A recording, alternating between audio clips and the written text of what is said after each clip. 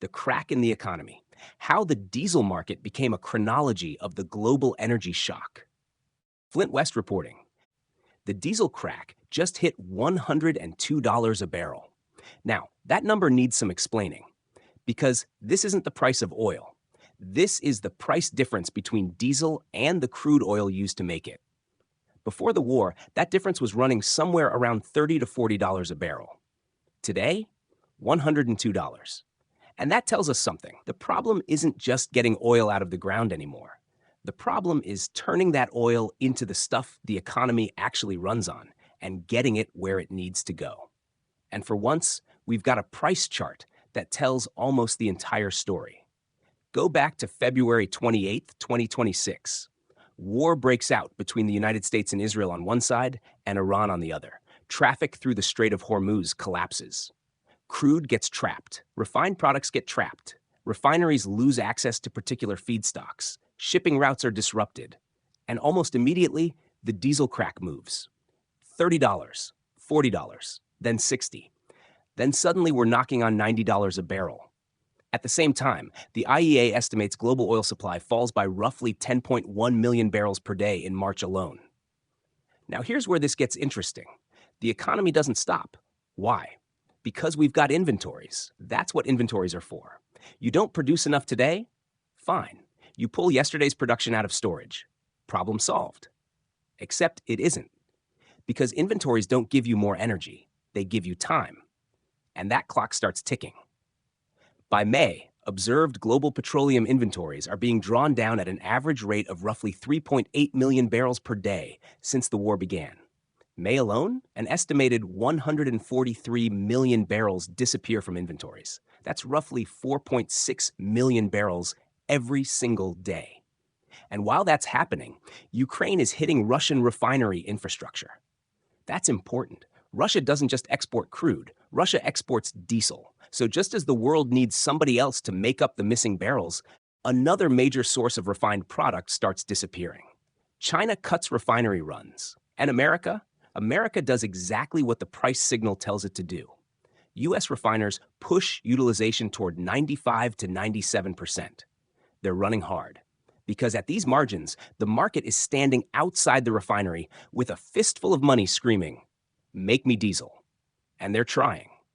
But here's the problem. At some point, money stops solving the problem. You can optimize the refinery. You can change the crude slate. You can squeeze more diesel out at the expense of gasoline or jet fuel. You can reroute cargoes. You can switch fuels. But you cannot wake up Tuesday morning and discover another 3 million barrels a day of sophisticated refining capacity sitting behind the garage. This is physical infrastructure. This content is brought to you by Bobby Giggs. Promote your brand here and reach a wide audience across platforms like YouTube, Instagram, and Facebook.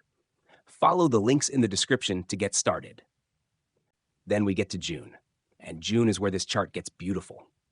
Diplomacy improves, Gulf flows begin recovering, the market starts believing more barrels are coming, and the diesel crack falls. 90 becomes 70, 60. Eventually, we're back around $55 to $60. Now, that doesn't mean all those barrels magically appeared overnight. Markets don't work that way. The market prices tomorrow before tomorrow gets here. What matters is that the expected physical situation improved, and the crack responded. Then the normalization fails to hold. Crude starts coming back faster than refined products. Russian refinery losses persist. Inventories have already been eaten into. The system has less redundancy than it had before. And the crack turns around, 60, 70, 80, 90, then through 100, until finally $102 a barrel. Now, let's be precise about what that means. It does not mean it suddenly costs an extra $102 to manufacture diesel, and it does not mean the global economy has already collapsed. It means the market is willing to pay an extraordinary premium for one more deliverable barrel of middle distillate. And that's where this stops being an oil story.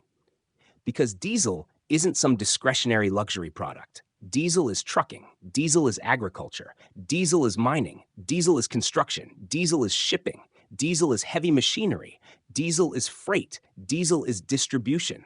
Diesel is buried inside the physical economy. So when there isn't enough of it, the system starts adjusting. First, refiners optimize. Then cargoes get rerouted. Then inventories get drawn down. Then users switch fuels. And eventually, somebody stops consuming. That's demand destruction. Not necessarily some dramatic moment where every factory shuts its doors at the same time. It happens at the margin. A truck journey no longer makes economic sense. A shipment doesn't move. A construction project gets delayed.